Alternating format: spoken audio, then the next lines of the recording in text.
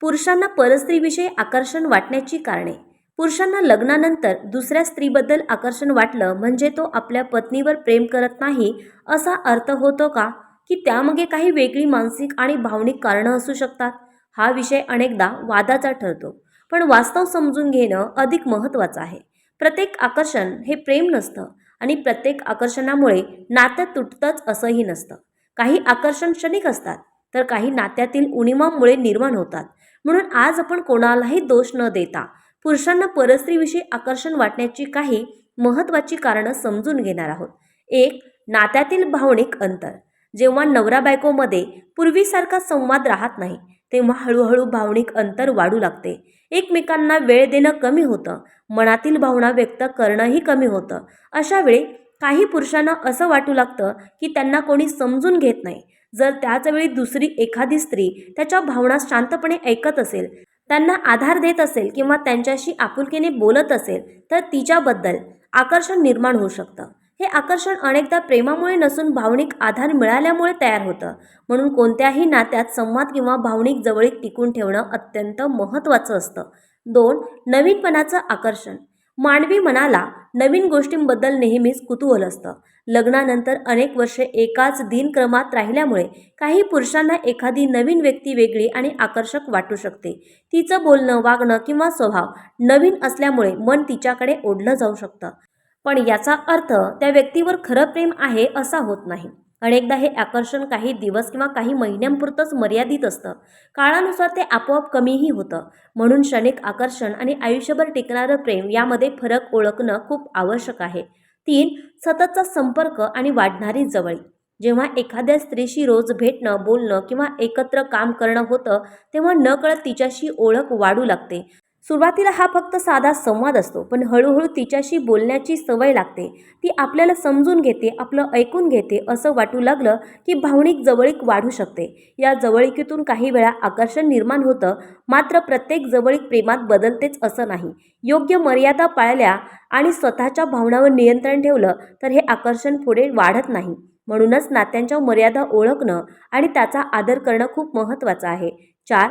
कौतुक आणि महत्त्व मिळवण्याची इच्छा.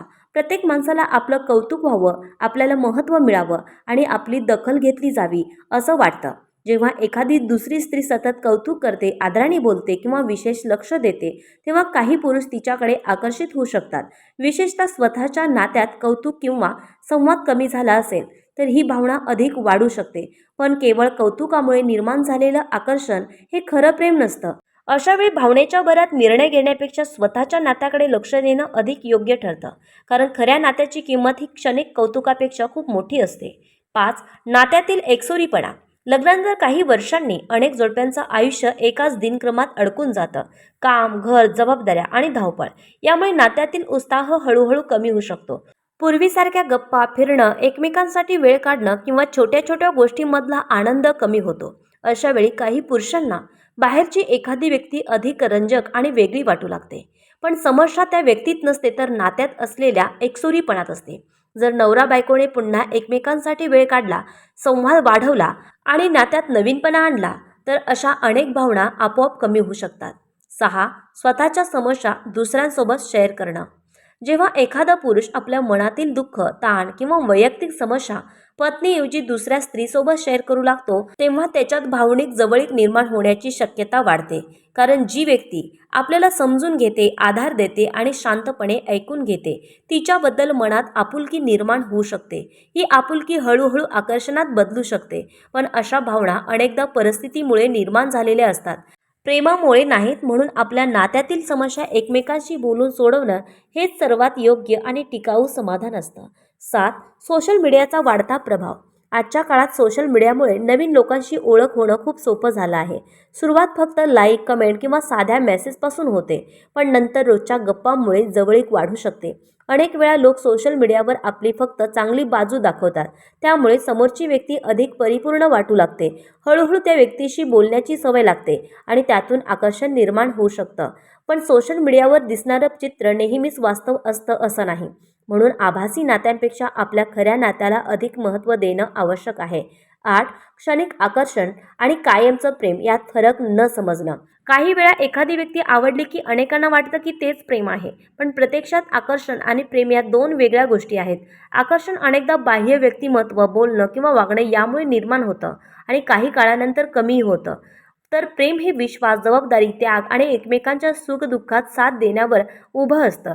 हा फरक समजला नाही तर काही जण भावनेच्या भरात चुकीचे निर्णय घेतात. त्यामुळे कोणतीही भावना कायमची आहे की क्षणिक याचा शांतपणे विचार करणं खूप गरजेचं आहे. 9. आत्मनियंत्रणाचा अभाव. आकर्षण वाटणं ही मानवी भावना असू शकते, पण त्या भावनेवर नियंत्रण ठेवणं ही प्रत्येकाची जबाबदारी आहे. प्रत्येक व्यक्तीच्या आयुष्यात अनेक लोक येतात आणि त्यापैकी काही जण आवडूही शकतात, पण प्रत्येक आकर्षणाला महत्त्व देणं किंवा त्याच्या मागे जाणं योग्य नसतं. जो व्यक्ती स्वतःच्या भावनांवर नियंत्रण ठेवतो तोच आपल्या नात्याचं आणि कुटुंबाचं रक्षण करू शकतो. क्षणिक आनंदासाठी घेतलेला चुकीचा निर्णय आयुष्यभराचा पश्चाताप देऊ शकतो. म्हणून परिपक्व व्यक्ती नेहमी आपल्या जबाबदाऱ्या आणि नात्याला प्राधान्य देते.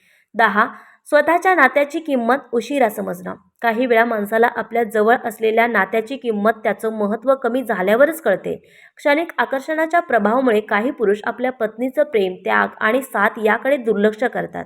पण जेव्हा वास्तव समोर येतं तेव्हा त्यांना आपल्या चुकीची जाणीव होऊ लागते. अनेक वेळा त्या क्षणिक आकर्षणामुळे विश्वास तुटतो आणि नात्यात दुरावा निर्माण होतो. म्हणून कोणताही निर्णय घेण्यापूर्वी आपल्या जोडीदाराने केलेला त्याग, एकत्र घालवलेला प्रवास आणि कुटुंबाचा विचार करणं खूप गरजेचं आहे. कारण आकर्षण काही दिवसांचं असू शकतं, पण खरं नातं आयुष्यभराची साथ देतं. मित्रांनो, या व्हिडिओचा उद्देश कोणत्याही पुरुषाला दोष देण्याचा नाही. आकर्षण ही मानवी भावना असू शकते, पण त्या भावनेवर आपण कसा निर्णय घेतो यावर नात्याचं भविष्य ठरतं. विश्वास, संवाद, प्रामाणिकपणा आणि एकमेकांबद्दलचा आदर हेच कोणत्याही सुखी वैवाहिक जीवनाचे खरे आधारस्तंभ आहेत.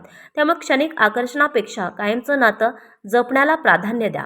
हा व्हिडिओ आवडला असेल तर लाईक करा. तुमचं मत कमेंटमध्ये नक्की लिहा. हा व्हिडिओ इतरांपर्यंत शेअर करा आणि अशाच विचार करायला लावणाऱ्या व्हिडिओंसाठी चॅनलला सबस्क्राईब करायला विसरू नका. धन्यवाद मंडळी.